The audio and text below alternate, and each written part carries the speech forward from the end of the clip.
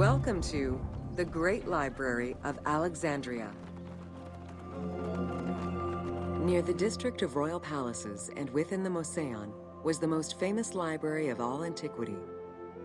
The Library of Alexandria was built to house all of human knowledge. At its pinnacle, the library was believed to contain over 700,000 parchments.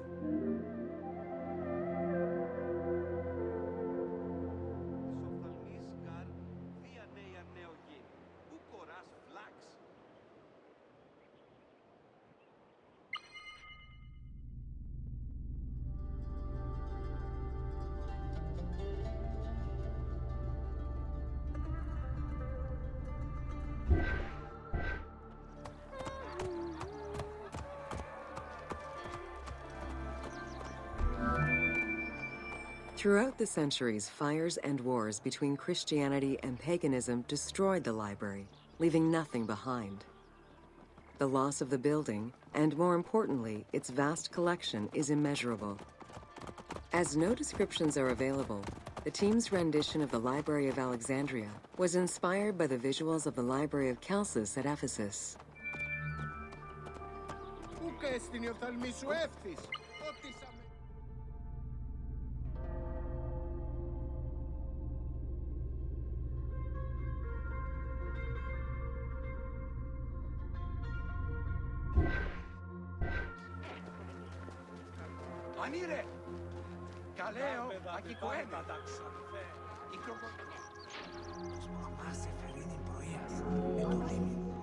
While much of the collection was purchased at the government's expense, the library also obtained books through other means.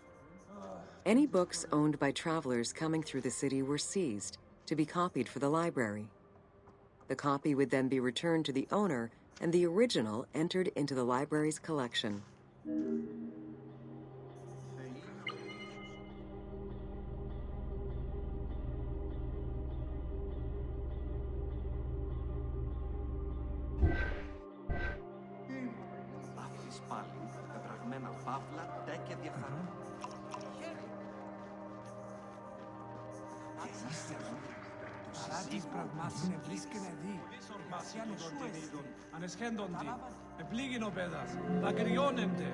Alexandria offered unrivaled intellectual and cultural attractions. Eminent scholars from Athens, Rhodes, and other Greek centers traveled to the city to learn and engage with other free thinkers. Both the Museum and the library were at the center of groundbreaking ideas and creative expression.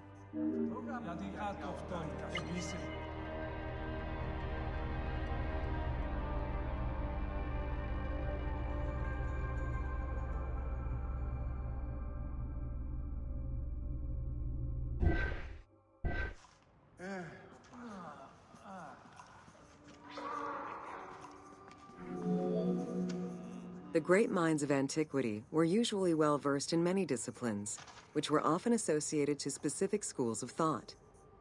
The Peripatetics, the Stoics, and the Cynics were among the most well-known schools of the time. It is clear that Alexandria lived up to its fundamental role as a city for intellectuals, nurturing many great minds whose impact reverberates through our modern world.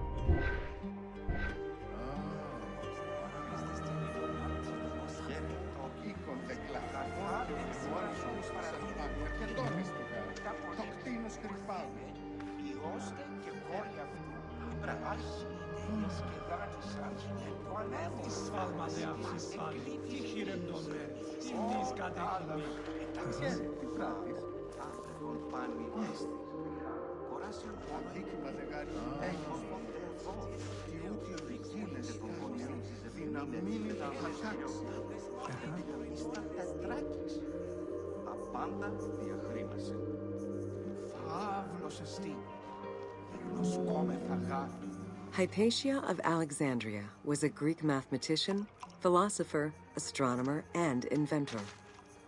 Though born in Greece, she eventually migrated to Alexandria, like many great minds of the time. It is there that she became the head of the Neoplatonist school of Alexandria. From most accounts, she was highly respected by her fellow Alexandrians, both as a teacher and a philosopher. With her death, the age of great ancient scientific discoveries came to an end.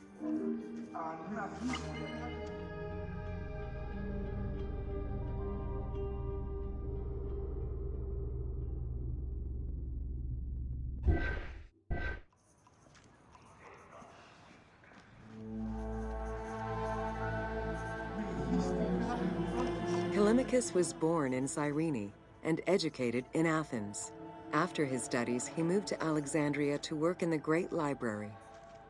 A poet and a critic, he strongly rejected the epic format of Homeric poems and instead fervently supported a shorter, more judiciously formulated style of poetry. His epigrams and elegiac poems were emulated by later poets. His work was extremely popular, second only to Homer's own works.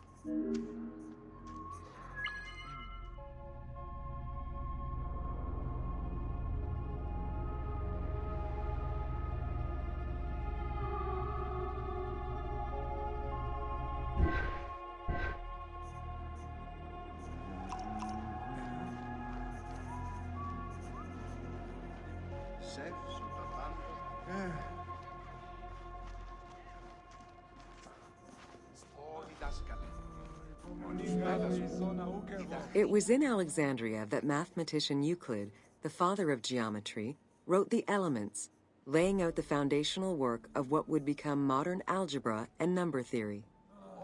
Euclidean geometry would become one of the most influential systems in the evolution of mathematics.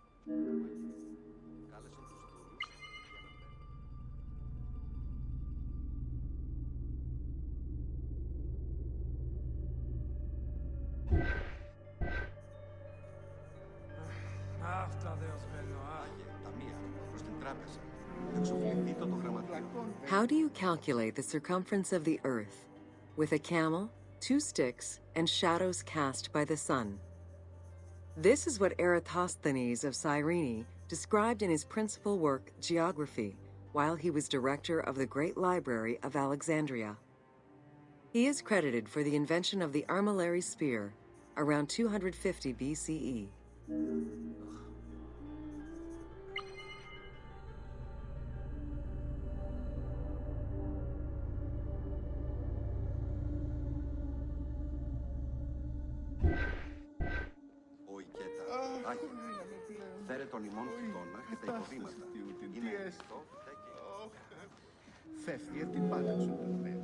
The earliest known and most complete armillary sphere of antiquity was the Meteoroscopion of Alexandria, with an imposing 9 rings compared to the 3 or 4 of most other astrolabes.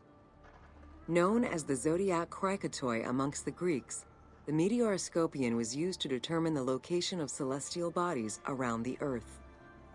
Every self-respecting astronomer of antiquity would have sought to use this tool to better understand the celestial movements.